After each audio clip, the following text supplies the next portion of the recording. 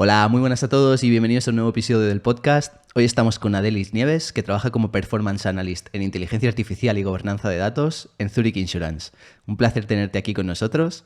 Y bueno, la primera pregunta pues será que te presentes tú un poquito y nos expliques qué es esto de del Performance Analyst en Inteligencia Artificial y Gobernanza de Datos, que suena un poquito complicado. Sí, hola, ¿qué tal? Muchas gracias, Enrique, por invitarme y Juan por recibirme en tu podcast. Y pues sí, mi nombre es Adelis Nieves, yo soy matemática, tengo un máster en matemática de la computación, más o menos orientada a la simulación de terremotos. Entonces, bueno, por ahí un poco mi historia de mi background. Vivo aquí en Barcelona, soy venezolana, estudié en la Universidad Central de Venezuela y pues ahora estoy como, bien lo dijiste, como Performance Analyst en bla, bla, bla, bla, que es súper largo.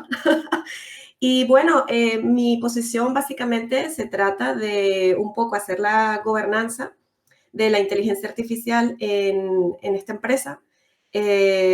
Bueno, para los que no conocen el concepto de gobernanza, es un poco organización y gestión de datos, ¿ok? A nivel empresarial y que se garantice la confiabilidad y calidad de los mismos cuando, bueno, los utilizas, ¿no? Para implementar alguna solución que tenga que ver, o, bueno, una solución que sea más o menos dirigida a datos, ¿no? Eh, una parte también involucrada a esto es un poco las regulaciones y leyes que existen, ¿no? Porque cuando utilizas los datos, pues, bueno, tienes que ser un poco eh, transparente, responsable al respecto y, pues, bueno, hay unas legislaciones a nivel europeo que se deben cumplir. Entonces, eh, yo no trabajo, no trabajaré directamente con la gobernanza de los datos, pero el departamento donde estoy, pues, trabaja un poco en esa línea y ahora con, bueno, con las alarmas encendidas sobre la inteligencia artificial, pues yo estaré trabajando un poco haciendo la gobernanza de las inteligencias artificiales que diseñen en la empresa. Un poco para que tengan idea de las regulaciones, pues nos basamos en dos que han sido aprobadas por la Comisión Europea, que es la Ley de Protección de Datos, que yo supongo que ya mucha gente la conoce. Eh, Tengo como unas cifras aquí, unas fechas. En abril de 2016 fue, bueno, la aprobación de esta ley de, de manejo de uso de datos. Y la más reciente, que es el AI Act, que también fue aprobado por la Comisión Europea en abril del 2021. Bueno, tienen como un draft final que parece ser que ya está aprobado y falta que ya, bueno, lo empiecen a implementar a partir de 2024, pero que ya está funcionando en varias empresas, ¿no? Pues Y pues eso. súper, o sea, súper interesante lo que estás trabajando ahora, porque es lo que está ahora tan de moda y tantas empresas tienen problemas, ¿no? Pero bueno, para empezar un poco también, explícanos cómo fue, o sea, nos conocimos en Ernie hace poco trabajando en la empresa que estabas antes, y aún estoy, pero explícanos cómo has pasado de ser profesora de matemáticas en Venezuela a este cargo de ahora en Zurich, en España, en Europa, ¿no? Explícanos cómo ha sido este camino, esta transición, la diferencia entre Venezuela y España de vida y de trabajo y todo. ¿Cómo ha sido este camino? Sí, bueno, yo en Venezuela era profesora de la universidad y era investigadora. Como dije anteriormente, pues, bueno, soy matemática y entonces enseñaba matemática a los estudiantes de informática de la universidad. Enseñaba casi todas las matemáticas, desde los primeros semestres hasta los últimos. Simultáneamente, pues, hacía investigación en terremotos con eh, en partnership con la Universidad de California en Estados Unidos, ¿no? Para investigar un poco cómo funcionaba la falla de San Andrés. Y después de eso, pues bueno, por diversas razones de nivel político, económico en mi país que están sucediendo y que en ese momento sucedieron, que fue más o menos alrededor del 2019, pues yo me veía así como un poco, bueno, quiero moverme más un poco hacia los datos, me gusta la simulación, pero estaba, cuando era estudiante de matemática, pues mi tesis de grado tenía que ver con detección de fraude, con datos de móviles, ¿no? De compañías de móviles.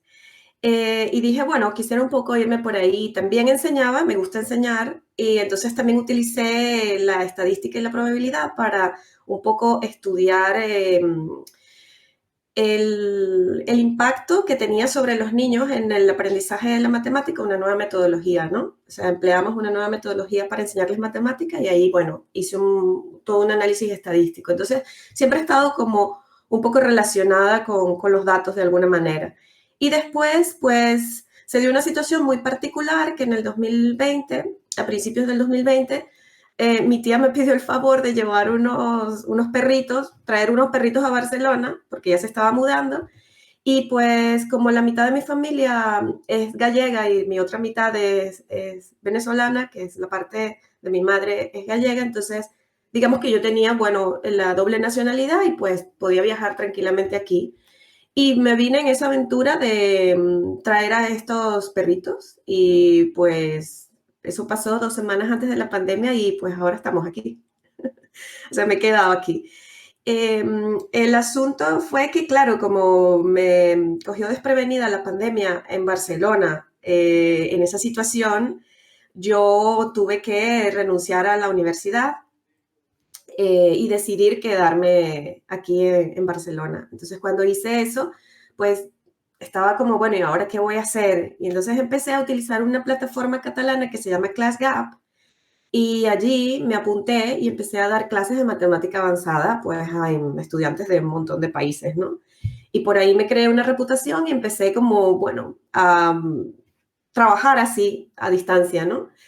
Y luego ya me estaba planteando un poco como, bueno, ya no quiero dar clases, ya quiero utilizar lo que sé y utilizarlo con data, ¿no? O sea, con cualquier posición que tenga relación con data. Y empecé a buscar meetups, pero más que todo conseguía meetups estadounidenses porque como Venezuela está muy cerca de Estados Unidos, esta era mi conexión inmediata. Y por las madrugadas me metía en meetups de machine learning, de cosas así, ¿no? Y empecé un poco a estructurarme, bueno, la idea de que tenía que tener un currículum ajustado a esta sociedad, a Europa, que ya no podía ser el currículum como lo tenemos en Venezuela, que básicamente es un currículum muy americanizado. Y un poco, bueno, ¿cómo voy a mostrar yo que sé cosas que pueden servir para estar en una posición de estas? Porque yo he venido siendo de data analyst, de data engineer, de data scientist durante toda mi carrera, pero no en el ámbito corporativo, más en el ámbito académico y de investigación. Entonces, dando y dando entre meetups y meetups, he conseguido un meetup de Women in Data y el meetup de Women in Data. Entonces, por ahí me conectaba y era bastante interesante las cosas que ellas planteaban. Y por ahí, pues, una cosa derivó en la otra, conseguí una mentoría en Women in Data y al cabo de, qué sé yo, 1 año y medio, conseguí empleo y ahí fue cuando conocí a Enrique. Conseguí empleo como data analyst.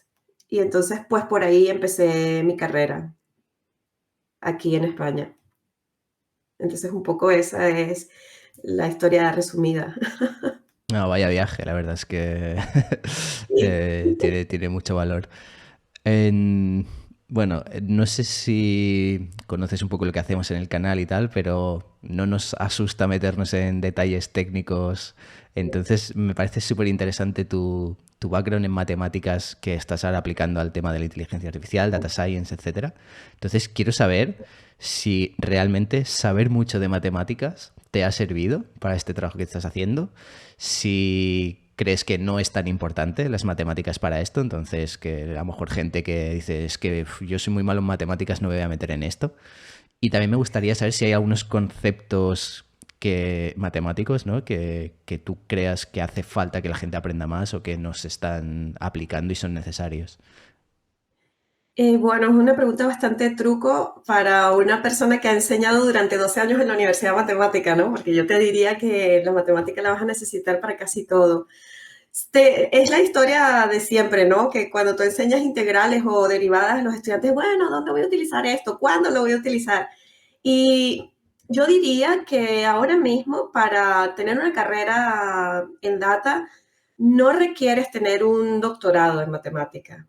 no es cierto. Lo que sí requieres es una conexión directa con eso, porque si no estás conectado directamente con la matemática de alguna manera, este camino no te va a ser sencillo. Es como quien programa, ¿no? El que programa y no le gusta la cosa algorítmica, lo tiene bien difícil, ¿no? Porque ¿cómo haces, no?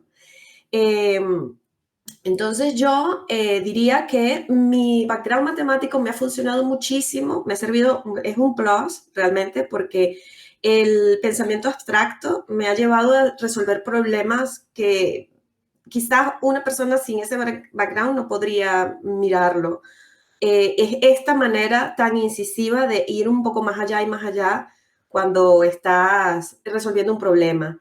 Es un poco mi background como investigadora también y de pensamiento crítico que se desarrolla mucho en estas carreras, es lo que me llevó a resolver muchos problemas y también darle una visión, perspectiva diferente, bastante organizada, bastante estructurada, que sirve para trabajar en equipo y para, bueno, tener como un workflow de trabajo en un equipo, ¿no? Entonces yo diría que mis skills de profesora, de todo agregó cuando, bueno, cuando decidí buscar este empleo, ¿no? Que si me preguntas que ahora mismo una persona que está haciendo transición de ser psicólogo a data analyst necesita esto, necesita este máster que yo tengo y esta degree que yo tengo en matemática, pues yo diría que no. Diría que sí hay conceptos fundamentales de matemática que debes manejar, básicamente de modelado, de resolución de problemas, y bueno, de herramientas que debes utilizar, ¿no? Como estadística y probabilidades, por ejemplo. Yo diría más que de estadística y de modelos matemáticos. Entonces, pues, si alguien quisiera empezar en este mundo, pues hay un camino que recorrer y hay una cierta, como decir, una maletita de herramientas que debería tener. Las herramientas, por ejemplo, teóricas, quizás, de la matemática que están asociadas a esto, como es la estadística y pues los modelos. Y un poco cómo funcionan los modelos. No tienes que saber cómo se descubrieron los modelos, que básicamente es lo que yo estudio, ¿no? Desde el cero hasta que el modelo se genera, sino más bien cómo funcionan, ¿no? A nivel funcional. Y pues las herramientas de la informática, el programar, el cómo diseñar un proyecto, que eso los data scientists no lo tienen muy desarrollado, ¿no? Cuando te toca hacer un código, toda la parte de producción de esto, la cadena de producción del código, el refactoring, el GitHub o el Git o lo que sea, el versionamiento, todo eso no nos los enseñan. Entonces tenemos que irlo aprendiendo sobre la marcha o trabajando en equipo con ingenieros en esto, ¿no? Entonces yo diría que es como de todo un poco y no exagerado, ¿no? O sea, y así podrías empezar tu carrera. Porque al final es como que la cadena o todos los procesos en un proyecto de data son muchas posiciones sí, posiciones que te vas a encontrar allí. El data engineer, el data analyst, el machine learning engineer, el data scientist. Entonces, por ejemplo, en mi caso, yo tuve que probar muchos de esos para decidir con cuál quedarme, porque mis habilidades, pues, a lo mejor no eran muy buenas para unas posiciones y no para otras, o no, simplemente no me interesaba. Entonces, yo diría un poco eso, que sí, que tienes que tener unos conocimientos básicos de estadística y de modelación en matemática y pues las herramientas de la informática para poder juntarlas y poder estar en alguna de estas posiciones, ¿no? Y luego, o sea, súper interesante cómo has cambiado eso de matemática, data analysis y ahora este cargo más un poco de trabajar con las leyes y toda la gobernanza de datos. Pero también has hablado también antes de Women in Data, ¿no? Que te ayudó y tal. Entiendo que eres chapter lead en Women in Data en Barcelona. ¿Qué es esta Sí. asociación? Y cuéntanos un poco la historia, las cifras de esta asociación. Sí, bueno, Women in Data es una organización sin fines de lucro que fue creada hace 5 años en Estados Unidos por una chica que se llama Sadie St. Lawrence, y ella básicamente empezó esto como un meetup en un café con una sola persona. Y a partir de ahí ella fue como como un virus, ¿sabes? O sea, enviando la información por las redes sociales y empezó a ganar más seguidores, ¿no? Entonces, pues esta organización sin fines de lucro lo que hace es básicamente tratar de empoderar a las mujeres que transicionan en una carrera de data. Y pues básicamente lo hacemos a través de, bueno, de la educación, de la mentoría, del coaching y del desarrollo profesional. ¿Qué más? Tenemos capítulos alrededor del mundo y tenemos grupos en redes sociales. Y también trabajamos de mano a mano con lo que son los patrocinadores, los donantes y pues básicamente con socios comunitarios. Entonces, con toda esa, bueno, plataforma o esas tres factores que se pueden ir ver como un engranaje, pues allí es donde nosotras tratamos de ayudar a las mujeres que quieren un poco empezar en esto. ¿Qué más te puedo contar de Women in Data? Por hablarte de algunos números, el año pasado se estaban esperando o se estimaba 2.7 millones de personas para trabajar en Data y Analytics. De esas 2.7 millones, 800.000 eran solamente mujeres. Y pues nosotras estamos tratando de que ese número se incremente en unos 3.5 millones para el 2030, bueno, con lo que acabo de decir ahora, ¿no? Por ejemplo, a nivel de la región EMEA, que comprende varios países, pues tenemos 11 capítulos. Aquí en España tenemos 2, el de Barcelona, que fue fundado en el 2020. Y yo entré allí en abril del 2021, en todo esto de la pandemia, porque no hacíamos eventos en person, sino online, y yo les conocí online. Y ya luego el siguiente año, como creo que en marzo, empecé a hacer chapter lead.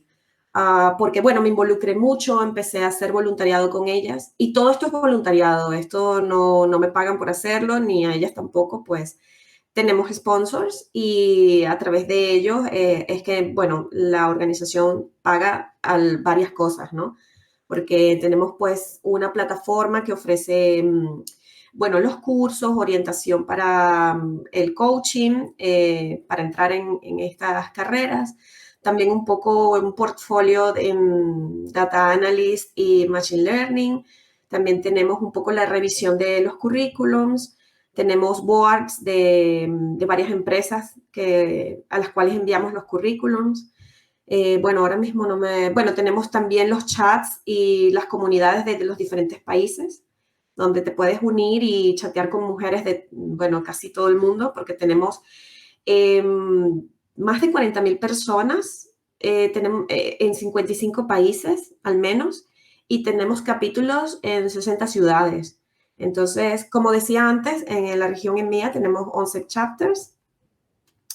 Tengo por aquí una lista de dónde están esos chapters. Tenemos en Holanda, en España, en Alemania, en los Emiratos Árabes Unidos, en Estonia, en Israel, ¿dónde más? En Pakistán, en Inglaterra, en Luxemburgo, en Kenia y en Nigeria.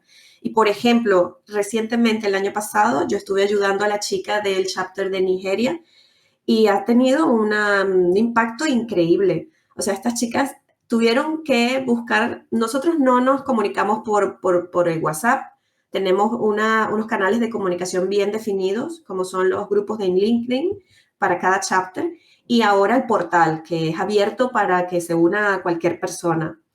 Y nos comunicamos a través de allí. Bueno, tenemos Instagram y tenemos Facebook, pero no son los canales regulares para comunicarnos. Y el chapter de Kenia se ha tenido que abrir un grupo de WhatsApp, del cual me tuve que salir la semana pasada porque ya eran demasiadas notificaciones. Cuando me salí eran casi 900 chicas en este chat de WhatsApp. Entonces el chapter de Kenia está como desbordado ahora mismo. En Barcelona apenas está creciendo porque Barcelona es una ciudad donde muchas mujeres van y vienen y tienen diferentes backgrounds y hacen diferentes cosas. Pero bueno, estamos tratando de hacer alianzas con otras comunidades de mujeres para poder hacer crecer más el chapter. Y pues básicamente esa es la visibilidad que tenemos, el objetivo que nos planteamos y así fue como me uní y como me hice chapter lead. ¿Hay algún evento así próximamente que puedas recomendar por si alguien está pensando de participar o unirse que pueda acercarse? Pues sí, debido a la fuerte afluencia de mujeres recientemente cuando ya se abrió esto del lockdown de la pandemia. Los chapters han ido creciendo mucho, sobre todo en Estados Unidos, y como te dije, en Europa, pues el chapter de Londres es bastante grande y bien conectado, y el de Kenia y el de Nigeria también está creciendo. Entonces, la fundadora, Sadi, decidió hacer un tour de Women in Data, y el tour se inaugura aquí en Barcelona. Entonces, pues les extiendo la invitación. Yo creo que ya le di el banner a Enric. Esto va a ser un evento el 20 de junio de 6 a 9 de la noche. Bueno, va a haber networking, va a haber comida, va a haber música y va a haber un panel de varias mujeres que van a estar hablando un poco de, bueno, compartiendo sus historias, compartiendo qué oportunidades tenemos para el futuro, por ejemplo, sobre todo con este tema de la inteligencia artificial. Yo ya me lo he estado planteando. Y vamos a estar ahí compartiendo, ¿no? La experiencia de cada uno, cómo hemos ido creciendo, cuál ha sido nuestro camino en esto. Y va a ser en el Digital Hub de PepsiCo, porque PepsiCo es uno de nuestros grandes patrocinadores aquí en Europa. Y pues eso va a ser en Cornellà de Llobregat, que es donde está el hub de PepsiCo. Y pues ese es nuestro evento de la temporada del season, porque ya después tomamos un break hasta después de verano, porque como esto es voluntariado, pues ya sabes que las voluntarias pues se van de vacaciones por ahí y hay que darles un break un poco, ¿no? Muy bien, pues ya compartiremos el link también en la descripción del vídeo para quien le interese. Está abierto a hombres también, aunque está más enfocado a Sí, mujeres y las speakers son mujeres, como tú, por ejemplo, ¿no? Que creo que te he sí, visto que vas a estar en un debate, pero que si algún hombre que está interesado en ir a escuchar, pues creo que estamos invitados, ¿no? Y sí, sí, por supuesto. explícanos un poco también de qué hablarás tú ahí, que creo que estás en un debate, de qué vais a Sí. hablar.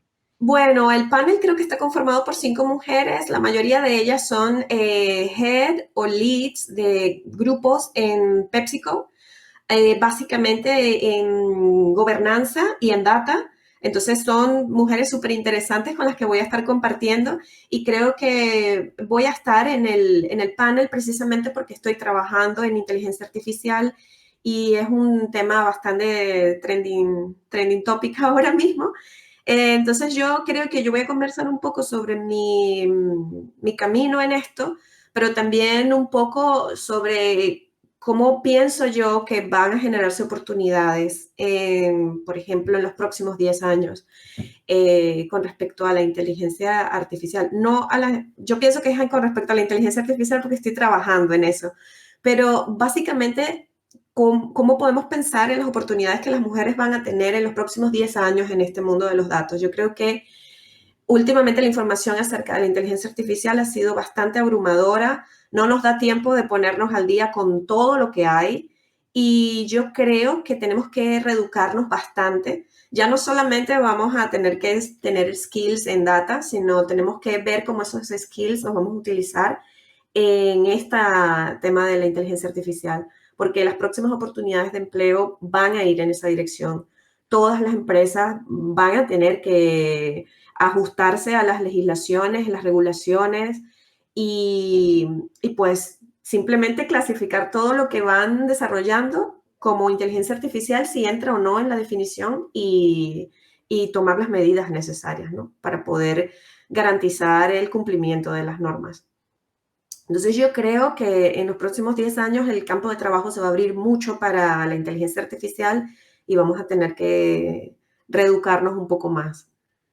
Tenemos que cambiar la perspectiva, yo creo, de lo que hemos venido haciendo como bootcamps o cursos. Ya hay plataformas que lo han implementado mucho. LinkedIn Learning últimamente ha disparado un montón de cursos alrededor de la inteligencia artificial y de la gobernanza. Y yo creo que ese es el futuro inmediato. Pues andando un poquito más en este tema de la gobernanza de los datos, comentabas antes estas dos leyes que Ujú. pues probablemente, por lo que parece, van a tener un impacto grande, al menos a nivel europeo, en todo lo que está relacionado con el desarrollo de algoritmos de inteligencia artificial o que simplemente estén basados en datos. Entonces me gustaría preguntarte, ¿cuál crees tú que es el impacto que esto va a tener?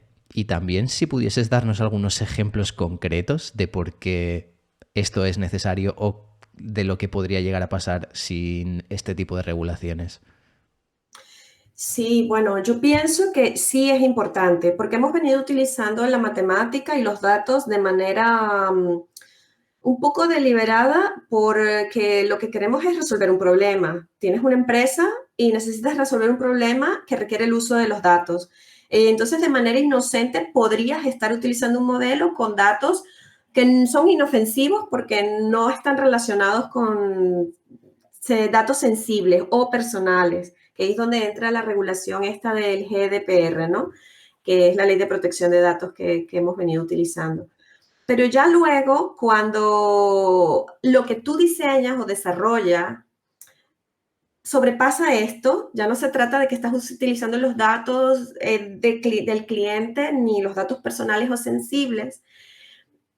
Tu modelo puede llegar a interactuar con un contexto o un entorno que puede afectar directamente al cliente, puede afectarte a ti como empleado y puede afectar en la sociedad donde vives, ¿no?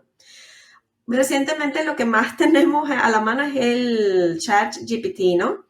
Que podríamos pensar en que el uso indiscriminado de esta tecnología podría llevar a cualquier daño, ¿no? ¿Daños desde qué punto de vista? Cuando hablamos de las regulaciones o del AI Act, que lo mencioné antes, que es el que ya tendremos que empezar a usar el año que viene, estamos hablando de factores que tienen un impacto empresarial o de riesgo. Cuando hablamos de riesgo, pues tenemos que pensar un poco en si tu modelo, es complejo, si puede ser entendido por un humano o no, si tú puedes seguir entregando o puedes seguir resolviendo el problema de manera no requiriendo de la tecnología, es decir, tú pones a funcionar una tecnología y qué pasa si la tecnología falla en algún momento. Tú podrías seguir funcionando como empresa sin la tecnología. Tienes que preguntarte este tipo de cosas. El impacto empresarial lo puedes catalogar de muchas maneras, pero por ejemplo, a nivel ético, el outcome o la salida de tu modelo pone en riesgo la ética o la reputación de la empresa. ¿Estás teniendo algún sesgo de nivel racial o de nivel de género o político con las salidas de tu código que afecte al cliente, lo discrimine o cause algún impacto de este estilo, ¿no? En términos de la reputación? Bueno, sin contar a nivel operacional, a nivel financiero, el daño que esto pueda generar, ¿no? O sea, hay muchos factores, una lista muy grande, éticos y de riesgo que hay que evaluar ¿Y a la cómo hora de se evalúan implementar. estas cosas? ¿Tú crees que vamos a tener que hacer en las empresas algún tipo de auditorías, de reports? Incluso hay gente que está diciendo que a lo mejor vamos a tener incluso que sacarnos licencias especiales. Sí, sí, sí, completamente. Lo que es la organización para la cooperación, ¿cómo se llama esto? La Organización para la Cooperación y el Desarrollo Económico, que es un ente muy conocido, y la Unión Europea se han puesto de acuerdo para definir, ¿no? Lo que es una inteligencia artificial. Y a partir de allí, yo les invito a que se metan en la página de la Organización para la Cooperación y Desarrollo Económico, porque ahí tienen definido bastante claro lo que va a ser el framework o el marco de garantía para poder trabajar con una inteligencia artificial. Tienen una definición bastante amplia, casi todo lo que usamos podría ser un sistema de inteligencia artificial, y yo creo que las empresas van a tener que empezar a implementar sus propios frameworks de acuerdo al código de conducta de la empresa y estas regulaciones para poder auditar sus modelos y poder garantizar de alguna forma el cumplimiento de las leyes y también un poco garantizar el impacto que puede tener para la empresa, ¿no? Como lo dije antes, a nivel ético, financiero, operacional, hay muchas cosas que hay que evaluar de cara al cliente, de cara al empleado, de cara a la sociedad. Entonces, sí pienso que es que todos los vamos a tener que implementar, queramos o no, porque es un hecho para el 2024, este Act 1 este Act del AI ya está publicado, lo pueden buscar en la página web de la Comisión Europea y es algo a lo que nos vamos a tener que adaptar Y, para regular. ahora estás en Zurich, ¿no? La empresa de seguros. Llevas poco tiempo, pero Sí, y tampoco puedes contarnos, entiendo, muchas cosas de cómo lo implementáis ahí. Pero en general, en una empresa de seguros, ¿cómo se puede beneficiar de los modelos de IA, los nuevos y también los más clásicos de Machine Learning que hace años que existen? O sea, ¿cómo se puede beneficiar y a la vez qué tiene que hacer para hacerlo bien, ¿no? ¿Qué consideraciones legales y éticas que estabas comentando en el caso más aplicado en eso, en una empresa de seguros? ¿Cómo lo tiene que hacer? Sí, bueno, yo creo que de manera general cualquier empresa que venda un producto, y bueno, Zurich vende seguros, cualquier empresa que venda un producto maneja una cartera de clientes. Y esa cartera de clientes cumple con ciertas características. Entonces, algoritmos de segmentación, de clasificación y de predicción son los más utilizados, ¿no?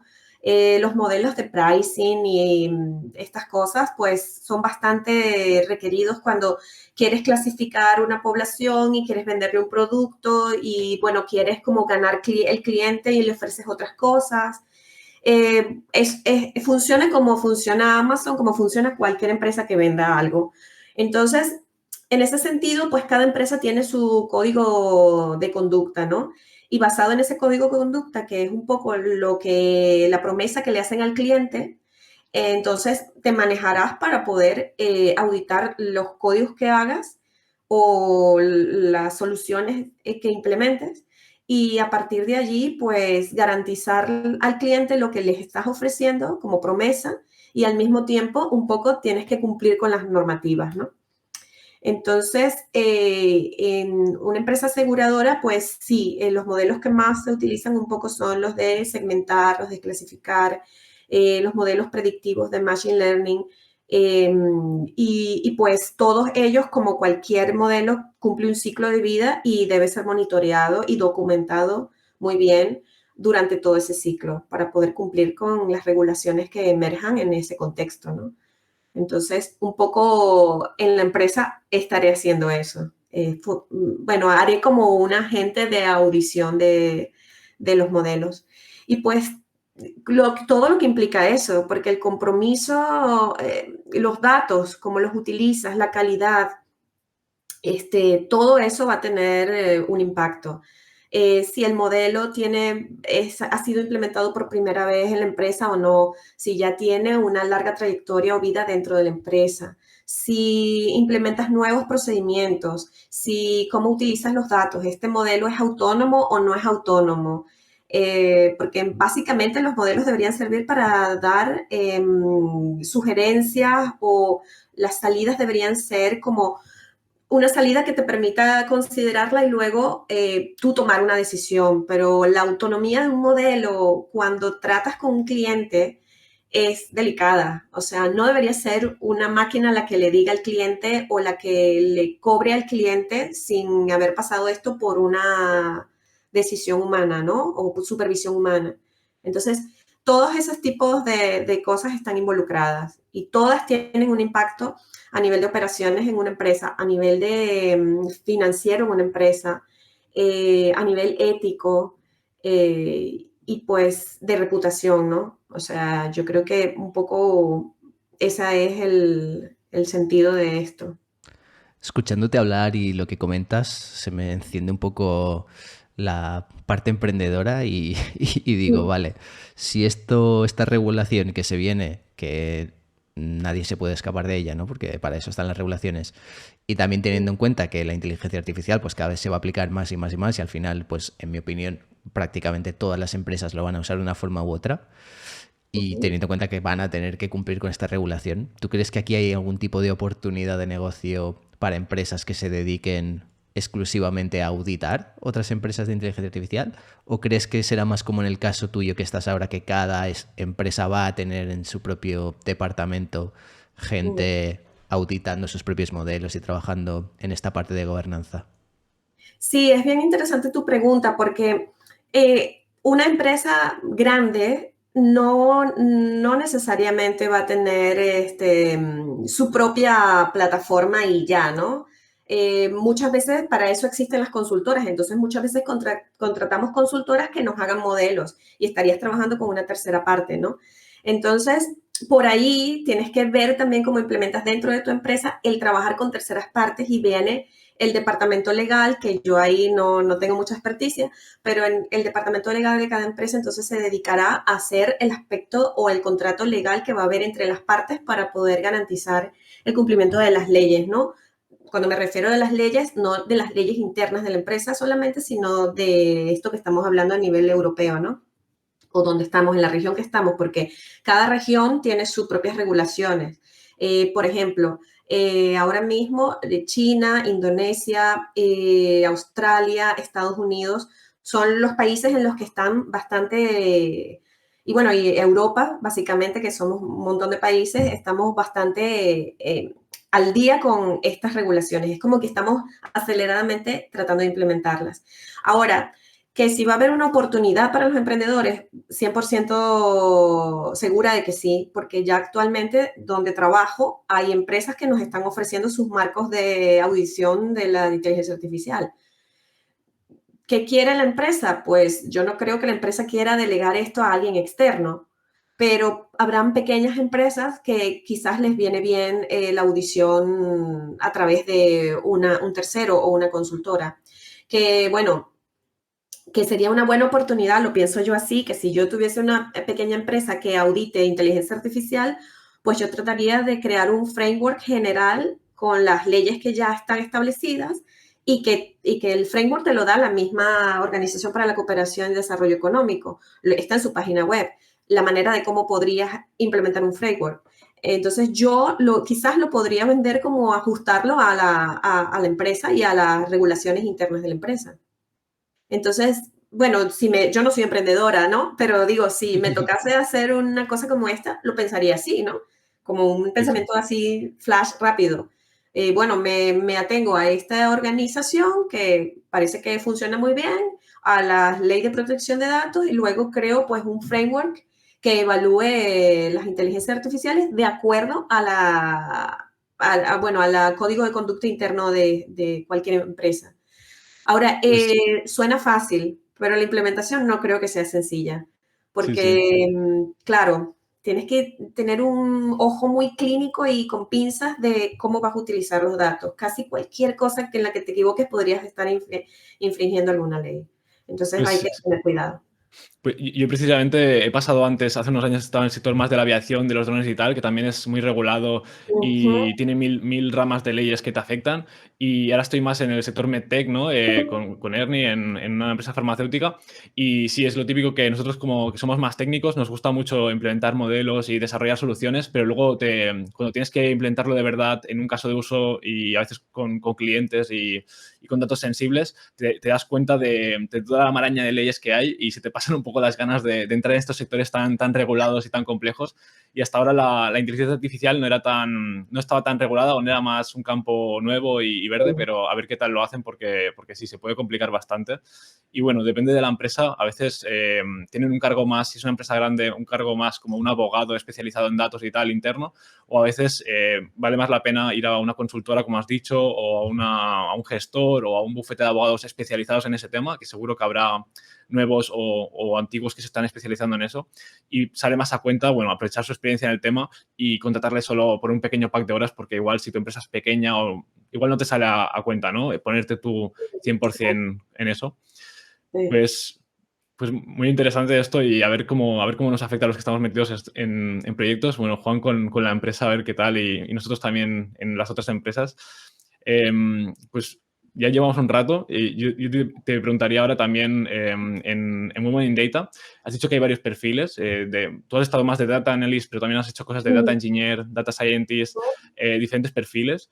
¿Cómo recomendarías ¿qué te ha servido a ti para aprender y qué recomendáis en Women in Data? Cursos o para hacer este learning path, para transicionar o para aprender estos roles. ¿Qué recomendaciones das tú para aprender estos nuevos perfiles? Sí, yo te enviaría un poco la invitación para que la gente que quiera unirse a la nueva plataforma lo pueda hacer, el nuevo portal. El nuevo portal te ofrece un montón de alternativas gratuitas Sí es verdad que hay una membership que pagas de $10 mensuales o algo así, pero también tenemos, para las personas que no pueden pagar eso, también tenemos el scholarship, que puedes aplicar al scholarship y ellos le están dando bastante prioridad a, bueno, a buscar perfiles que estén bastante acordes con la transición y pues darle oportunidad a las personas, ¿no?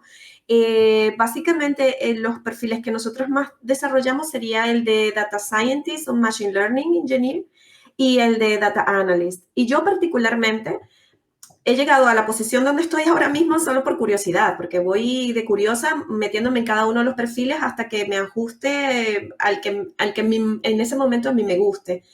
Pero, por ejemplo, en Women in Data tenemos estos perfiles bien establecidos, el career path para ambos, y todos están, bueno, cuando tienes la membresía, pues tienes acceso gratuito a todo el career path que está en DataCamp para hacer los cursos, y luego hay como una asesoría bastante guiada en cómo pasar a resolver un proyecto específico. A ti que te encantan las competencias de Kaggle, pues usamos alguna de estas para llevarla a cabo y luego de allí construir el portfolio. Porque básicamente la transición la haces de esa manera, muy humildemente, desde crear tu portfolio con un proyecto pequeño, aplicando lo que aprendes en un career path de estos. Entonces, yo también tengo y puedo compartir, por ejemplo, desde mi experiencia personal, porque estuve trabajando como data analyst bastante rato, entonces tengo como una lista, tengo una página, un cuaderno pequeño en Notion con una lista de todos los cursos que yo considero que la gente poco a poco que quiera iniciarse en esto debería un poco asomarse a eso e ir como haciendo un checklist de las herramientas. Bueno, te puedo hacer llegar esa información también si la quieren compartir. Sí, sí, Como lo para pondremos ayudar, también como en para el link, ayudar. el career path de Adelis para ser data analyst Sí, personalizado. bueno, humildemente lo hice con No, está bien. con una lista pequeña de cosas que me sirvieron a mí y me sirvieron para también hacer de mentor a algunas chicas que han querido. Bueno, ahí en Ernie a un par de chicas le hice mentoría de esto y les di este material, que para mí es, bueno, yo lo regalo, no me importa, es bastante como para ayudar. Y, ¿qué diría yo? Siempre pienso en que un data analyst sería como el soft entrance para esto, ¿no? Yo diría que si el data engineer es el más cotizado en este momento, en cualquier empresa está contratando data engineers, pero para ser un data engineer yo creo que la transición sería bastante suave para una persona que venga de una carrera informática, que tenga bastante conocimiento técnico.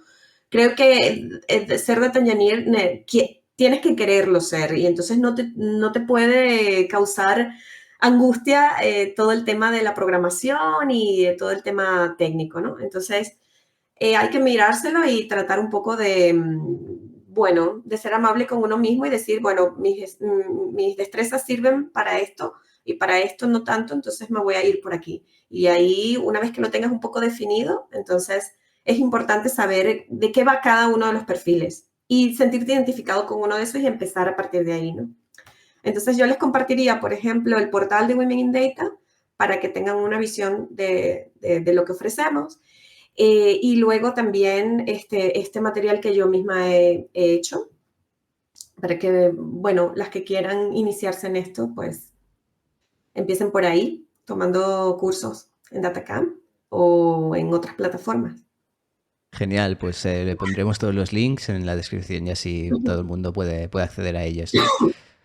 Yo creo que lo dejaremos aquí. Entonces, muchísimas gracias, Adelis, por esta conversación. Ha sido súper interesante. He aprendido un montón. Incluso creo que podríamos hacer una segunda en algún momento para seguir hablando sobre temas que se nos han quedado pendientes, ya que, como comentábamos antes, el tema este de la regulación y gobernanza de datos es súper importante y yo creo que hay mucha gente que lo desconoce y yo creo que pues eso tiene que tener más visibilidad. Y sobre todo también pues lo de Women in Data, porque hay mucha gente que está intentando meterse en este mundo y cualquier ayuda pues siempre será bienvenida. Así que nada, lo dicho, muchísimas gracias, Adelis, y espero que nos veamos pronto. Muchas Gracias a ustedes gracias. por invitarme. Nos Chao. vemos pronto. Chao. Adiós.